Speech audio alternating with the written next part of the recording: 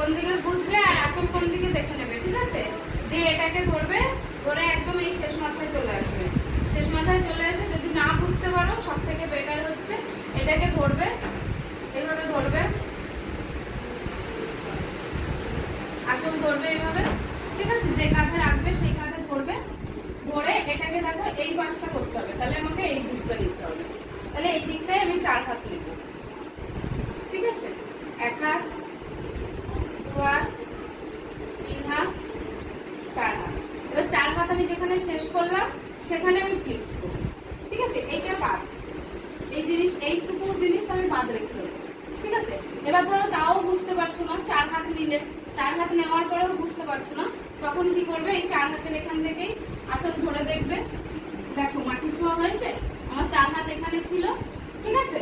দেখো পেছনে ঘুরে যাও, দেখো মাটি ছোঁয়া হয়েছে আঁচল,